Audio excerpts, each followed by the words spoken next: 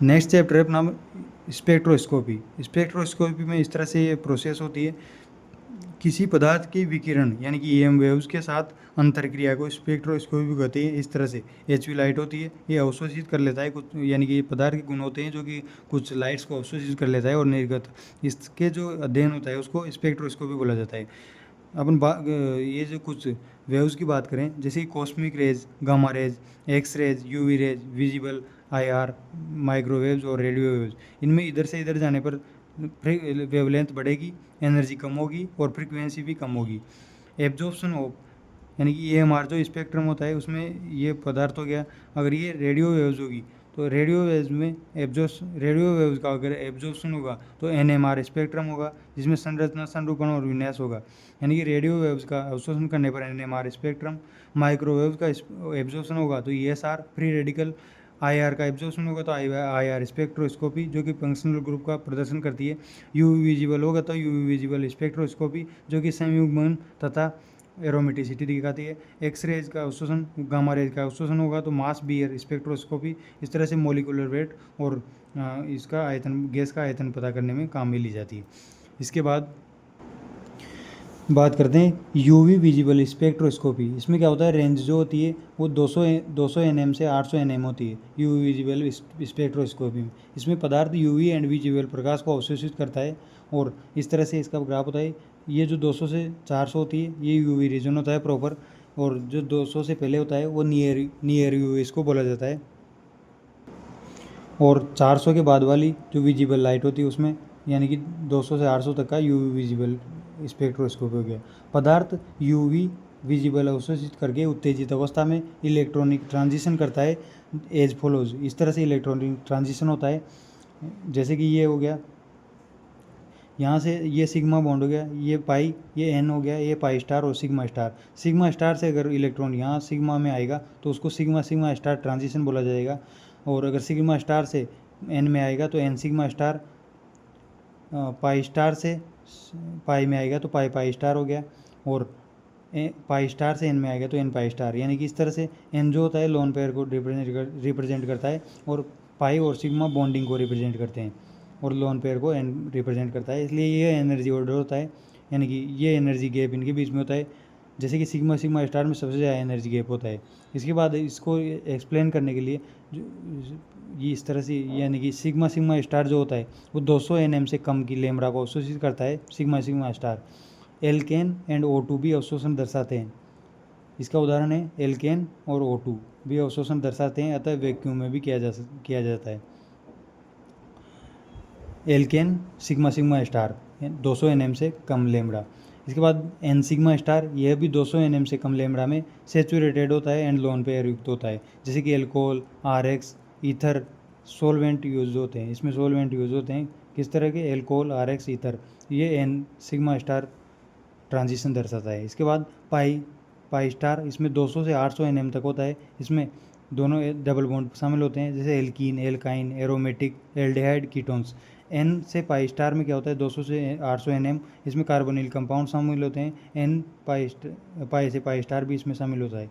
इसके बाद energy level की बात करें तो एनर्जी लेवल सबसे ज़्यादा एनर्जी होती है सिग्मा सिग्मा स्टार में, N सिग्मा स्टार में उससे कम, पाई स्टार में उससे कम, फिर उससे कम N पाई स्टार में। इस तरह से ये एनर्जी का ऑर्डर होता है।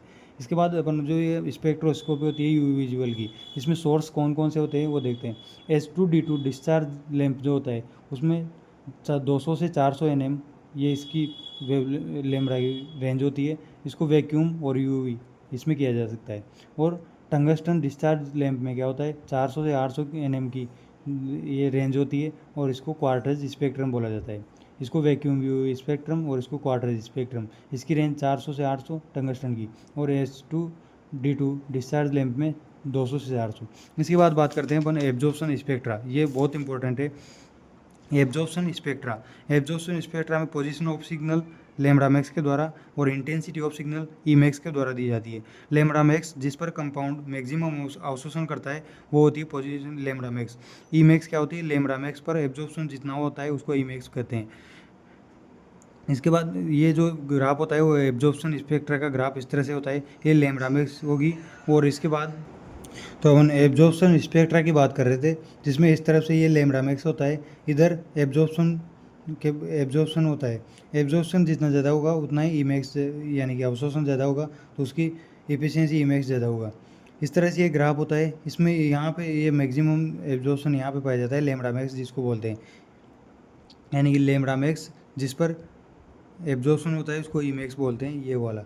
इसके बाद अगर ये जो ग्राफ है वो राइट साइड में अगर शिफ्ट होता है तो उसको बेथोक्रोमिक शिफ्ट बोला जाता है, जिसमें लैम्ब्डा मैक्स बढ़ेगा, यानी कि लैम्ब्डा मैक्स अगर बढ़ेगा तो उसको बेथोक्रोमिक शिफ्ट बोलते हैं, या फिर रेड शिफ्ट भी इसको बोला जाता है। और अगर ये लैम्ब्डा मैक्स कम होगा यानी कि लेफ्ट साइड में बढ़ेगा तो हिप्सोक्रोमिक शिफ्ट इसको बोला जाता है, जो कि ब्लू शिफ्ट भी इसको बोलते हैं।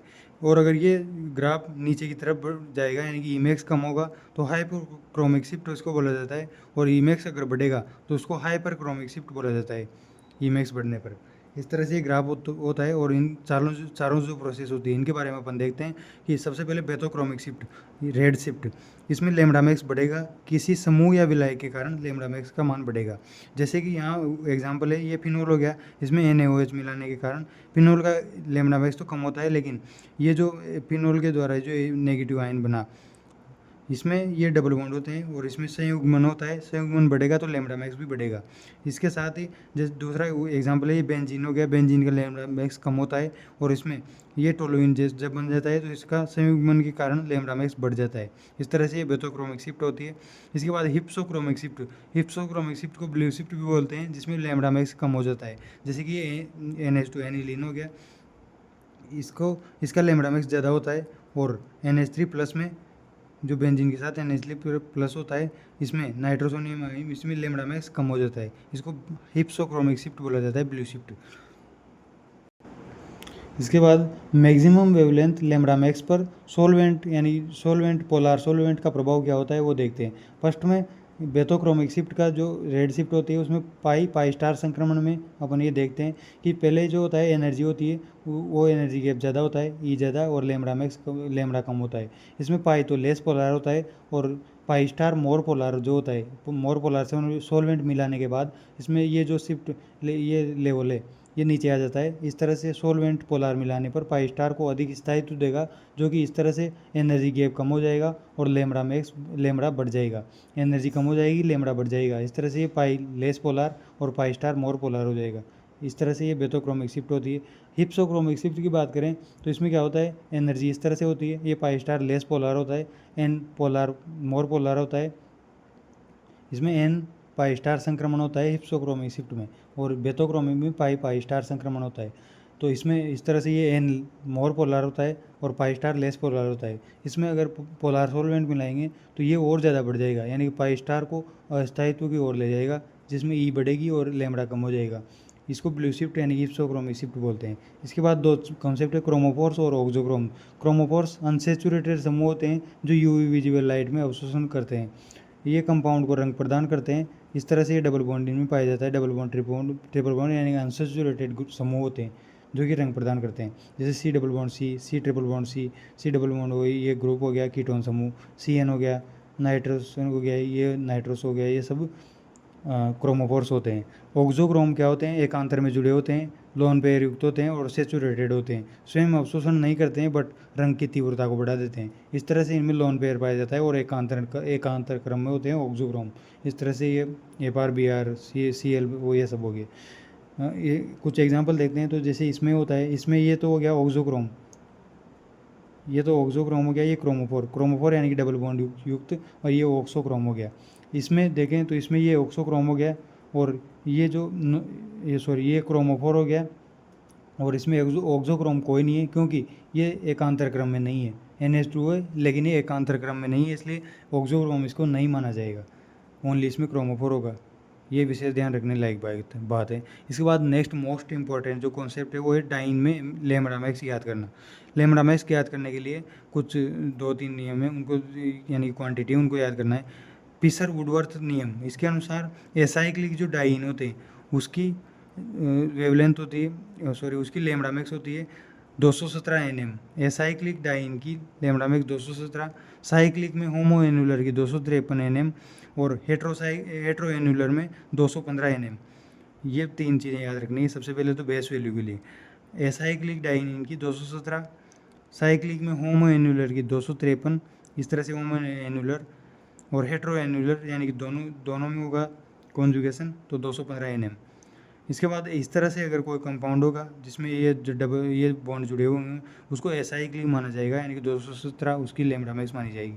इसके बाद दो क्वांटिटी है जिनमें 5 nm जुड़ता है, यानी कि 5 nm किस किस में जुड़ता है, फॉर ईच रिंग रेजिड्यू के लिए एक 5 nm जुड़ेगा। Methyl halogen exocyclic double bond in सब के लिए 5 nm जुड़ता है, यानी कि एक मिथाइल जुड़ेगी तो 5 nm, एक हेलोजन जुड़ेगा तो 5 nm, एक जोसाइक्लिक डबल बॉन्ड होगा तो भी 5 nm। और फॉर ईच कॉन्जुगेशन एक्सटेंडेड, यानी कॉन्जुगेशन अगर बढ़ेगा तो 30 nm उसमें जुड़ेगा। इस तरह से लैम्ब्डा मैक्स ज्ञात करते हैं। अब कुछ एग्जांपल्स देख लेते हैं जिसकी सहायता से अपने को क्लियर हो जाएगा। जैसे कि यहाँ एग्जाम्पल है, फर्स्ट एग्जाम्पल इसमें ये हो गया, इसमें लैम्ब्डा मैक्स ज्ञात करना है अपने को। तो सबसे पहले 215 इसकी बेस वैल्यू होगी क्योंकि ये हेट्रो एनुलर कॉन्जुगेशन इसमें देखने को मिल रहा है। इसके बाद CH3 है इसलिए 5 जुड़ेगा। इसके बाद 4 जो है वो ये रिंग रेजिड्यू हो गए 4, यहाँ ये हो रही है, इस तरह से इसको 5 से गुना करेंगे, ये वाले शेष हो गया। इसके बाद 2 × 5 यानी कि 2 कौन से है, 2 है conjugation extend exocyclic double bond, यानी कि इस साइकिल के बाहर double bond exocyclic double bond और इसके बाहर ये, यानी कि 2 एक्सोसाइक्लिक डबल बॉन्ड हो गए। इस तरह से इनको जोड़ देंगे तो 250 nm की लैम्ब्डा मैक्स आ जाएगी। इस तरह से ये देखे जाते हैं। इसमें देखें तो इसमें 5 रिंग रेजिड्यू हो गए और कॉन्जुगेशन एक्सटेंशन हो गए 2 कॉन्जुगेशन एक्सटेंशन 30 × 2, 5 रिंग रेजिड्यू हो गए, 5 रिंग रेजिड्यू हो गए 5 × 5 और एक्सोसाइक्लिक डबल बॉन्ड हो गए 3 एक्सोसाइक्लिक डबल बॉन्ड हो गए। इस तरह से इसको जोड़ देंगे और बेस वैल्यू इसकी क्या होगी 215, क्योंकि ये भी हेट्रोएनुलर कॉन्जुगेशन है। इसमें लैम्ब्डा मैक्स 315 हो जाएगा। इसके बाद इसको देखें तो इसमें भी बेस वैल्यू 253 हो जाएगी क्योंकि होमो को इंपॉर्टेंस देते हैं, यानी कि इस तरह से इसको हेट्रो भी मान सकते हैं लेकिन होमो को इंपॉर्टेंस देंगे तो इसमें 253 बेस वैल्यू होगी। 30 कॉन्जुगेशन एक्सटेंशन के लिए और 2 जो है एक्सोसाइक्लिक डबल बॉन्ड ये और ये, इसमें 2 × 5 हो जाएगा और 4 × 5 रिंग रेजिड्यू ये और ये रिंग रेजिड्यू ये सिर्फ 313 nm हो जाएगा। इसकी बात करें तो इसमें ये कॉन्जुगेशन हो गया, कॉन्जुगेशन में 217 यानी कि ये एलिसाइक्लिक डाइन है इसलिए 217 बेस वैल्यू। इसके बाद 2 जो होते हैं वो इसका रिंग रेजिड्यू हो गया 2 और 2 जो है मिथाइल हो गया। इस तरह से इसको 237 nm लैम्ब्डा मैक्स आ जाएगा। इसके बाद बात करें प्रिंसिपल ऑफ स्पेक्ट्रोस्कोपी। इसका प्रिंसिपल क्या होता है, इधर से मोनोक्रोमेटिक लाइट आती है जिसका I0 इंटेंसिटी होती है, इसकी कुछ कंसंट्रेशन होती है C, ये लेंथ होती है, यहाँ पे अवशोषण होगा लाइट का और यहाँ पे I वापस निर्गत हो जाएगी, ये इसकी इंटेंसिटी है। जैसे ही लैम्ब्डा एंड म्यू फ्रीक्वेंसी बढ़ेगी ये वेव नंबर हो गया और E मोलर अवशोषण गुणांक, इसको ज्ञात करने के लिए लैम्ब्डा फ्रीक्वेंसी वेव नंबर और मोलर अवशोषण गुणांक इनको ज्ञात करने के लिए स्पेक्ट्रोस्कोपी की जाती है, जिसमें क्या होता है 2 नियम है। लैम्बर्ट का नियम तीव्रता में जो कमी होती है, ये जो I0 से I बना है इसमें जो कमी होती है वो लंबाई जो माध्यम की लंबाई होती है उसके प्रोपोर्शनल होती है तीव्रता की कमी, यानी कि A = E × L। E होता है मोलर एब्जॉर्प्शन कोफिशिएंट, यानी कि A = L हो गया। बीयर लॉ क्या होता है, बीयर लॉ A = C, यानी कि A = EC, ये भी इसका मोलर को एब्जॉर्प्शन कोफिशिएंट हो गया। और दोनों को संयुक्त रूप से देखें बीयर लैम्बर्ट लॉ तो A = ECL होता है, यानी कंसंट्रेशन और लंबाई के प्रोपोर्शनल होता है। इसमें देखें तो A = log10 I0/I के द्वारा अवशोषणांक को पता कर सकते हैं, यानी कि अवशोषणांक होता है log10 I0/I। T होता है log10 I/I0, यानी कि A = 1/T होता है। इसके बाद IR स्पेक्ट्रोस्कोपी, ये भी इम्पोर्टेंट है। इसमें को देखें तो इस प्रकार की स्पेक्ट्रोस्कोपी में पदार्थ IR रेडिएशन को एब्जॉर्व करते हैं जिससे वाइब्रेशनल लेवल में संक्रमण होता है। इसकी जो ये ग्राफ देखें तो उसमें नियर IR और फार IR 3 रीजन होते हैं। 4000 सेंटीमीटर से जो 4000 सेंटीमीटर से 667 जो सेंटीमीटर तक होता है वो IR रीजन होता है और इससे 50 सेंटीमीटर तक फार IR होता है और 12500 से 4000 तक नियर IR होता है। और माइक्रोमीटर में देखें तो 0.5 माइक्रोमीटर से 2.5 माइक्रोमीटर नियर IR, 2.5 से 1.5 माइक्रोमीटर IR और 200 माइक्रोमीटर तक फार IR होता है। इस तरह से इसका ये ग्राफ होता है। ये तो लैम्बडा वैल्यू होगी और ये इसकी वेव नंबर होगी, यानी कि वेव नंबर ऐसी होगी। तो ये स्पेक्ट्रम इसको देखने। इसके बाद सोर्स की बात करें तो सोर्स नर्स्ट फिलामेंट होता है। नर्स्ट फिलामेंट इसका सोर्स होता है जिसमें ZR YB CE के ऑक्साइड मिलते हैं। और ग्लोबल फिलामेंट में SiC का बना होता है जिसमें सिलिकॉन कार्बाइड का बना होता है ग्लोबल फिलामेंट। इसके बाद टाइप्स ऑफ वाइब्रेशन, यानी कि इसके द्वारा जो वाइब्रेशन लेवल का संक्रमण होता है IR स्पेक्ट्रोस्कोपी में, उसमें टाइप्स ऑफ वाइब्रेशन कौन कौन से होते हैं? टेंसाइल तनन वाइब्रेशन और बेंडिंग। टेंसाइल को बॉन्ड लेंथ में परिवर्तन होता है और बॉन्ड एंगल में परिवर्तन होता है बेंडिंग में। टेंसाइल में हाई एनर्जी होती है और बेंडिंग में लेस एनर्जी होती है। इसकी सम्मित और असम्मित दो प्रकार से होता है। जैसे कि इसमें सम्मित में लेस एनर्जी होती है, वो इस तरह से होती है जैसे बाहर जाएंगे, बाहर की तरफ जाएंगे, दोनों एक साथ अंदर की तरफ आएंगे। ये हो गया लेस एनर्जी सम्मित टेंसाइल। टेंसाइल असम्मित, इसमें एक बाहर एक अंदर आएगा, इसमें हाई एनर्जी होती है। इस तरह से ये टेंसाइल तनन वाइब्रेशन हो गया। बेंडिंग वाइब्रेशन में बात करें तो बॉन्ड एंगल परिवर्तित होगा, लेस एनर्जी इसमें होती है। इसमें सीजरिंग टाइप का, यानी कि कैंची के प्रकार का, दोनों अंदर आएंगे दोनों बाहर जाएंगे। और इसमें रॉकिंग टाइप का, जिसमें कि दोनों एक साथ इधर, दोनों एक साथ इधर। ये तल में एनर्जी कम होती है इनकी, जो कि तल में ही संपन्न होते हैं। इसके बाद वेविंग और ट्विस्टिंग, ये तल के बाहर और अंदर होते हैं। जैसे कि ये बाहर निकलेगा, दोनों एक साथ बाहर, दोनों एक साथ अंदर, और एक अंदर एक बाहर। इस तरह से ये तल के बाहर और अंदर होते हैं, इसलिए इनकी एनर्जी ज़्यादा होती है। इस तरह से ये टेंसाइल और बेंडिंग वाइब्रेशन हो गए। इसके बाद बात करते हैं IR स्पेक्ट्रोस्कोपी में अवशोषण स्पेक्ट्रा कैसा होता है वो देखते हैं। ये दो प्रकार का होता है। क्रियात्मक समूह क्षेत्र, जो कि 4000 सेंटीमीटर से 15000 पर सेंटीमीटर, ये वेव नंबर है।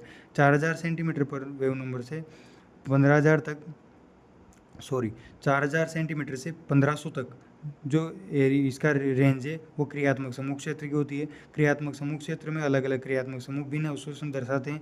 फंक्शनल ग्रुप की जानकारी ये देता है। टेंसाइल वाइब्रेशन अधिक होते हैं क्रियात्मक समूह में।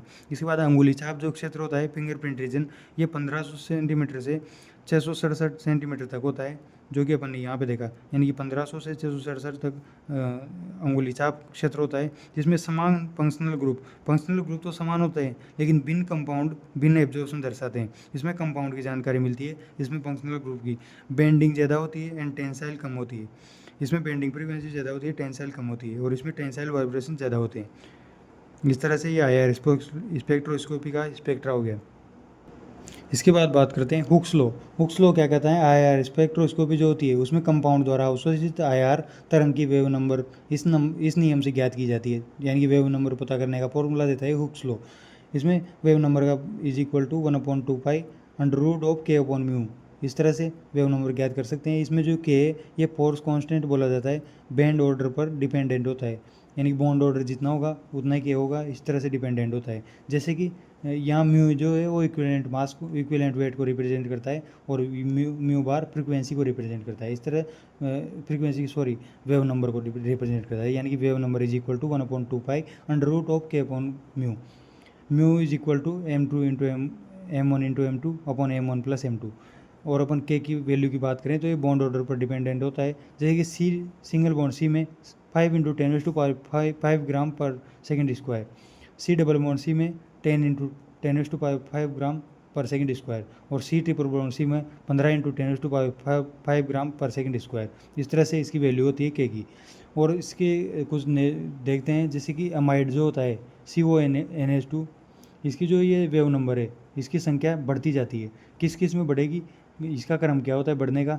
Amide CONH2, ketone COR, carbonic acid COOH, aldehyde CHO, ester COR, alkoxy chloride, एल्केमोनी क्लोराइड COCl। इस तरह से इनकी जो वेव नंबर है वो बढ़ती जाएगी, यानी कि CONH2 की 1680 वेव नंबर, COR की 1715, COOH की 1725, CHO की 1730, COR की 1740, COCl की 1790। ये सब इसकी वेव नंबर होते हैं। इस तरह से हुक्स लॉ के द्वारा इनका वेव नंबर पता किया जा सकता है।